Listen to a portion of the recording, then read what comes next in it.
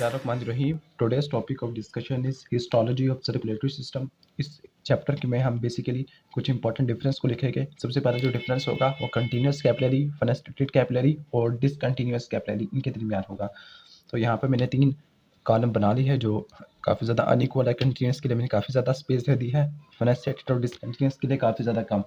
चलो कोई मसला नहीं, हमारा कंटेंट बस अच्छा होना चाहिए। तो सबसे पहले हम डिफरेंस लिख लेते हैं कैपिलरीज के दरमियान। कैपिलरीज बेसिकली 3 टाइप की होती है, कंटिन्यूअस, फेनेस्ट्रेटेड और डिसकंटिन्यूअस। तो सबसे पहला जो इनका डिफरेंस होता है इनके दरमियान वो इनके डायमीटर का होता है। कंटिन्यूअस कैपिलरी का जो डायमीटर होता है वो 7 से लेकर 8 माइक्रोमीटर होता है। 7 से लेकर 8 माइक्रोमीटर। जो फेनेस्ट्रेटेड कैपिलरी है इसका डायमीटर तकरीबन कंटिन्यूअस के बराबर ही होता है, तो हम कह सकते हैं 7 to 9 माइक्रोमीटर डायमीटर। जो डिसकंटिन्यूअस कैपिलरीज होती है इसका डायमीटर सबसे ज़्यादा होता है 30 to 40 माइक्रोमीटर। दूसरा डिफरेंस ये होगा कि जो कंटिन्यूअस कैपिलरीज हैं इसमें इंटरसेलुलर गैप नहीं होगा, 2 एंडोथेलियल सेल्स के दरमियान कोई गैप नहीं होगा। Next difference is intercellular gap. यहाँ पे इंटरसेलुलर गैप नहीं होगा, लेकिन फेनेस्ट्रेटेड कैपिलरीज में भी ये भी बिल्कुल सिमिलर है, यहाँ पे भी इंटरसेलुलर गैप नहीं होगा। एंडोथेलियल सेल्स आपस में दूसरे से जुड़े हुए होंगे। लेकिन जो डिसकंटिन्यूअस कैपिलरीज है यहाँ पे हमें वाइड इंटरसेलुलर गैप देखने को मिलता है, वाइड इंटरसेलुलर गैप। तो दूसरा डिफरेंस हमारा गैप का हो गया है। तीसरा डिफरेंस यह होता है कि जो कंटिन्यूअस कैपिलरीज हैं इनका जो बेसमेंट मेम्ब्रेन होती है वो कंप्लीट होती है, अनइंटरप्टेड होती है। कंप्लीट और अनइंटरप्टेड बेसमेंट मेम्ब्रेन होती है। यही पॉइंट सिमिलर होगा फेनेस्ट्रेटेड कैपिलरीज में। इसका मतलब कंटिन्यूअस कैपिलरी और फेनेस्ट्रेटेड कैपिलरी आपस में दूसरे से सिमिलर होते हैं बहुत सारे पॉइंट्स में। तो यहाँ पे हमें बेसमेंट मेम्ब्रेन कंप्लीट देखने को मिलती है और अनइंटरप्टेड, यहाँ पे भी कंप्लीट और अनइंटरप्टेड।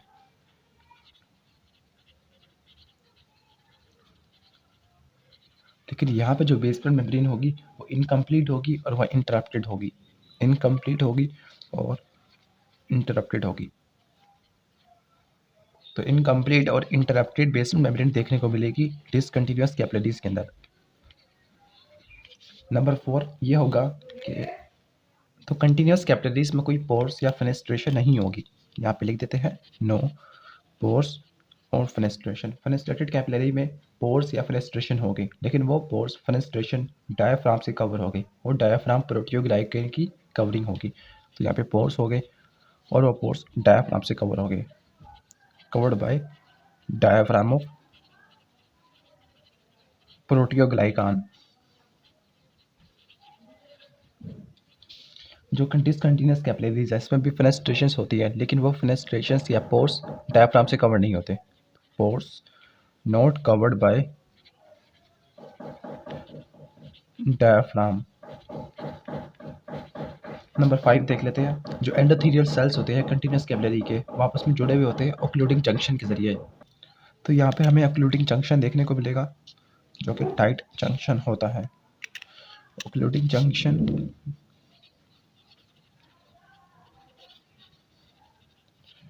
यहाँ पे भी ओक्लूडिंग जंक्शन होगा, लेकिन डिसकंटिन्यूअस कैपिलरी में कोई ओक्लूडिंग जंक्शन नहीं होगा। No occluding junction. जब जंक्शन नहीं होगा तो फिर ये कैपिलरी काफ़ी ज़्यादा सब्सटेंस को फिल्टर कर सकती है। नंबर 6 देख लेते हैं। नंबर 6 जो मूवमेंट होती है सॉल्यूट की वो सिर्फ ट्रांससाइटोसिस के जरिए होती है। ट्रांससाइटोसिस का मतलब अक्रॉस द सेल, इस सेल की एक साइड से होते हुए दूसरी साइड पे आ जाना, उसको बोलते हैं ट्रांससाइटोसिस। जब फेनेस्ट्रेटेड कैपिलरीज है यहाँ पे सिर्फ ऐसे सॉल्यूट मूव करेंगे जिनका साइज छोटा होगा, बड़े मैक्रो मॉलिक्यूल को मूव नहीं कराएंगे। तो यहाँ पे सिर्फ स्मॉल मॉलिक्यूल्स की मूवमेंट होगी, पैसेज ऑफ स्मॉल मॉलिक्यूल्स। जबकि डिसकंटिन्यूअस कैपिलरी में मैक्रो मॉलिक्यूल की मूवमेंट होगी, यानी उसको मैक्रो मॉलिक्यूल को पास करवा सकती होती है। इसके बाद हम देख लेते हैं कि ये कैपिलरीज होती किस किस जगह पे है। इनकी एग्जाम्पल्स या डिस्ट्रीब्यूशन। तो पहले हम इनको यहाँ पे कर लेते हैं। तो जो कंटिन्यूस कैपिलरीज है वो मसल्स के अंदर होती है, लंग्स के अंदर होती है, स्किन के अंदर होती है, सीएनएस के अंदर होती है। मसल्स के अंदर होती है, लंग्स के अंदर होती है, स्किन के अंदर होती है, सीएनएस के अंदर होती है। जबकि फेनेस्ट्रेटेड कैपिलरीज इंटेस्टिनल विलाई के अंदर होती है, रीनल ग्लोमेरुलस के अंदर और कुछ एंडोक्राइन ग्लैंड्स के अंदर होती है। ओके, या मोस्टली एंडोक्राइन ग्लैंड के अंदर, सिवाय सुप्रारीनल ग्लैंड उसके अंदर होती है डिसकंटिन्यूअस कैपिलरी। तो यहाँ पे लिख देते हैं सुप्रारीनल ग्लैंड के अंदर discontinuous capillary, liver, spleen, bone marrow, तीनों लिम्फाइड ऑर्गन है।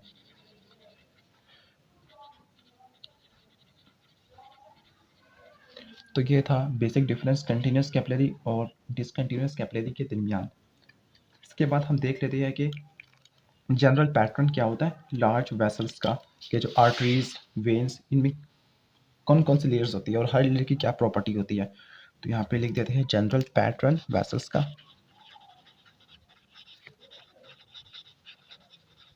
तो सबसे जो इनर मोस्ट लेयर होती है उसको बोलते हैं ट्यूनिका इंटीमा, फिर आती है ट्यूनिका मीडिया, इसके बाद आती है ट्यूनिका एडवेंटिशिया। तो 3 लेयर्स आपको देखने को मिलती है। सबसे इनर मोस्ट लेयर है उसको बोलते हैं ट्यूनिका इंटीमा। इसके बाद जो लेयर आती है उसका नाम है ट्यूनिका मीडिया। सबसे आउटर मोस्ट लेयर का नाम होगा ट्यूनिका एडवेंटिशिया। Tunica adventitia. जो ट्यूनिका इंटीमा है इनर मोस्ट लेयर होती है। इनर मोस्ट लेयर है ये, middle most, adventitia outer most.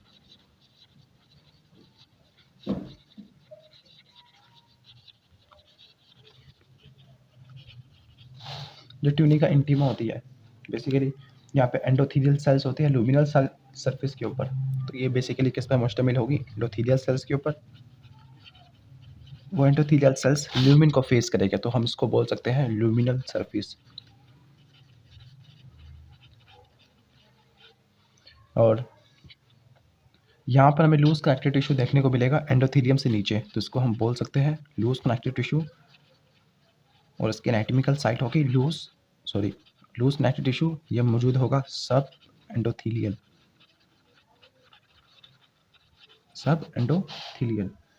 यहाँ पे एक स्पेशलाइज्ड मेम्ब्रेन देखने को मिलेगी जो उसको ट्यूनिका मीडिया से सेपरेट करेगी। उस मेम्ब्रेन को बोलते हैं internal elastic lamina. Internal elastic lamina ये ट्यूनिका इंटीमा को ट्यूनिका मीडिया से सेपरेट करेगा। तो यहाँ पे इंटरनल इलास्टिक लैमिना भी देखने को मिलता होता है। Tunica media middle most layer है, ये स्मूथ मसल के ऊपर मुश्तमिल होती है। स्मूथ मसल भी कॉन्सेंट्रिक लेयर्स के होते हैं।